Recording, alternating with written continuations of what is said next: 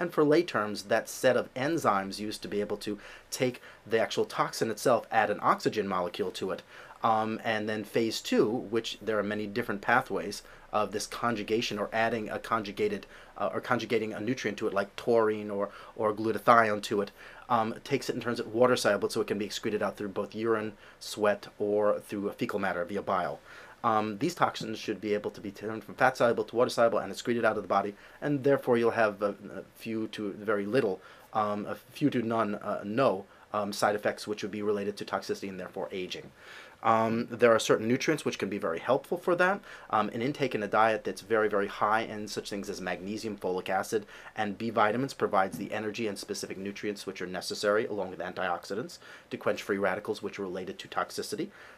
They're an important part of detoxification as well.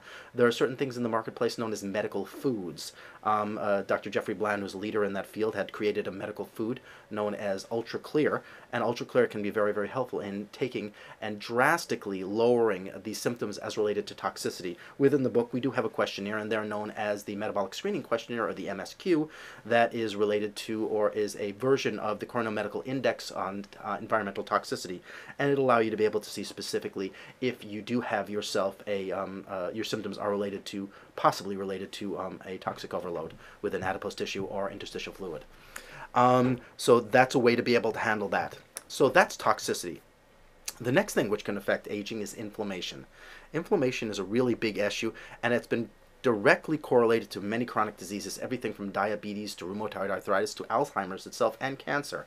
So we want to be able to take a look at inflammation. Usually there's an etiology of inflammation within all chronic degenerative diseases, and those are the ones which are related to aging.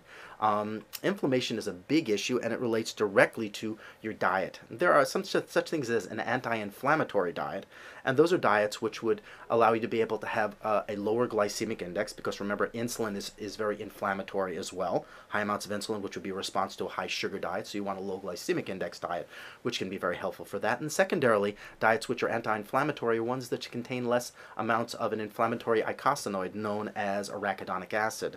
A lower arachidonic acid diet would be such diets that have themselves lower amounts of fat in them, such things as animal fats, such things as dairy products are other ones as well. You want to be able to make sure you have a diet that's lower in those and more of an anti-inflammatory diet. Fresh fruits and vegetables are excellent good as well, because they tend to have certain kinase modulators in them, communicators within inside the cell. They help to modulate the communicators within inside the cell so they're less inflammatory. So that's great in regards to having an anti-inflammatory diet. Certain nutraceuticals can be very helpful in regards to your intake as well. Such things as curcumin or turmeric have been shown in studies to be as effective as naproxen sodium without the side effects to the GI and cardiovascular system. In addition to that, such things as ginger have been compared against aspirin. In high amounts, ginger has been compared against aspirin and shown to be as effective. In addition to that, use of such things as boswellia. Boswellia is an excellent way to be able to block a specific inflammatory eicosanoid known as 5-lipoxygenase. And in addition to that, the utilization of specific types of medical foods can be helpful as well. One of those types of medical foods created by Dr. Jeffrey Bland as well is Ultra Inflammex. That's a wonderful way to be able to deal with that. And also by modulating something called NF-kappa B with specific nutrients from hops, rosemary, and olive leaf extract. A product had been created at the HealthCom research centers, and that product was known as Caprex and shown to be very effective in lowering prostaglandin E2, as effective as the top COX-2 inhibitors. So those are excellent ways to be able to cut down on that inflammatory response. The next thing is there are certain nutrient deficiencies. Now remember, for you to run enzymes properly, for you to be able to build tissue properly, there are specific nutrient deficiencies which may interrupt your ability to be able to deal with that. Certain vitamins and minerals are very, very important. Let's take a look at simple things like collagen. In producing collagen or repairing tissue in your body, like muscle tissue, tendons and ligaments, anything that contains collagen in it, your skin, so on and so forth. Vitamin C is essential because it's essential in the repair and rebuilding of every single stage of creating collagen microfibrils or collagen ligaments or anything that contains collagen. So vitamin C is important. Alpha-ketoglutarate, iron, zinc, these are all important factors in there as well. Collagen is an important factor, so you need yourself certain things such as proteins within your diet, high quality proteins within your diet. Minerals are essential, such as zinc. It's an important essential nutrient in creating collagen as well. Phytonutrients are essential aspects as well. They tend to be able to take and quench free radicals, which are, of course, related to the breakdown of many of these tissues and the improper building of these tissues, because remember, you are not aging, you are copying improperly, and we want to make sure that your DNA, every time you make a copy of a skin cell or another type of cell in your body, is copying properly, not in an aged fashion.